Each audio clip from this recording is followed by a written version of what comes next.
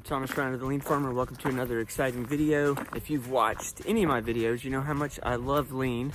I'm a lean maniac. I love looking for ways to eliminate waste and try to make something better on a daily basis. Another something that I enjoy, not as much as lean, but I do enjoy it, is Six Sigma. And that's kind of a big fancy word for just trying to reduce or eliminate variation. And one of the methods that you can do that is something called Design for Six Sigma. And it's where you spend a lot of time learning about what does the customer want, and then you develop your design around it. So the vast majority of all the defects that you'll ever experience come from design. It's something like 80 or 90% of all defects come from the way it was designed to begin with. And if you do a better job designing it, then you won't have the defects.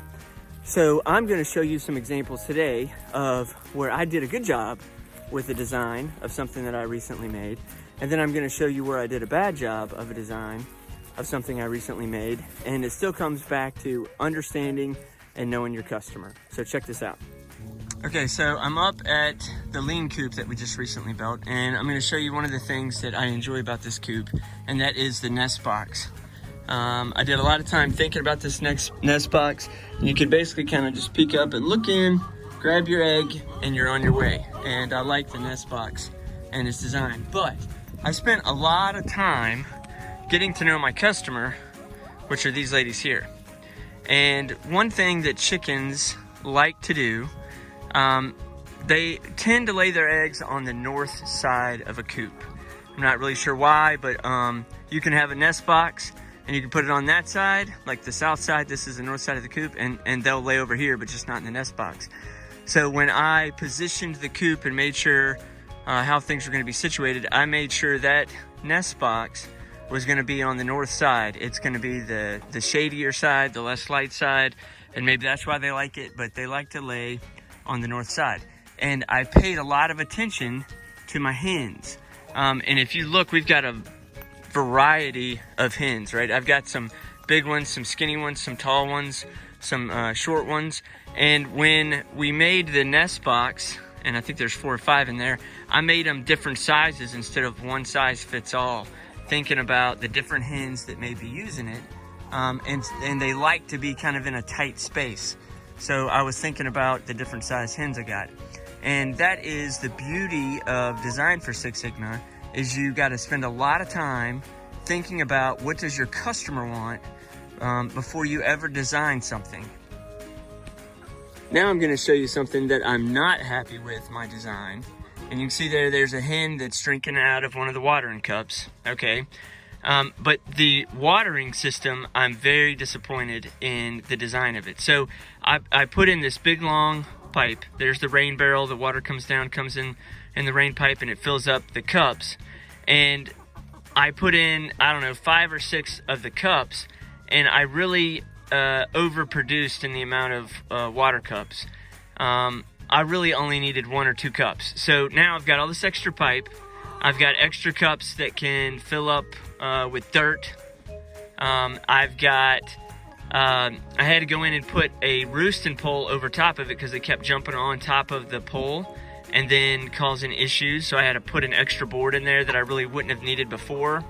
The other thing is these cups, they fill up with debris, and then you have to get in and clean them out. And then the other thing I did that wasn't super smart is you can see there is the entrance to the top part of the coop.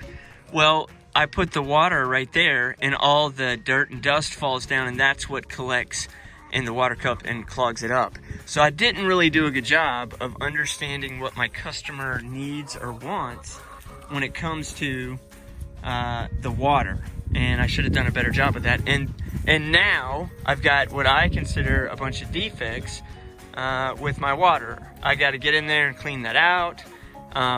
I've got where they've kind of damaged the water cups, and I've got like a leak because of it. And it all comes back to a poor design. See, for example, right here, you can see that this one leaks. So I've got this big muddy mess here because this one leaks. And if I would have done a better job thinking about the design and what do the hens want, then I wouldn't have this problem. So lean, I love lean, but design for Six Sigma is another tool that you could use. And really, to make that super simple, it's understand what your customer wants at a very, very detailed level. And for me, that's what do the chickens want? What do the cows want? What do the pigs want? What do the people that buy eggs or meat from me, what do they want, right? But that could also be, what does your patient, if you're a dentist, what do they really want? What do the people that buy your manufacturing product from you, what do they really want? Do you really understand what they want and why they're buying it from you? And there's a lot of tools you can use to figure that out. But the biggest thing is just get to know your customer. And if you're getting ready to build something on your farm, think long and hard about your customer, even if your customer happens to be a chicken. Thanks again for watching, and we'll catch you next time.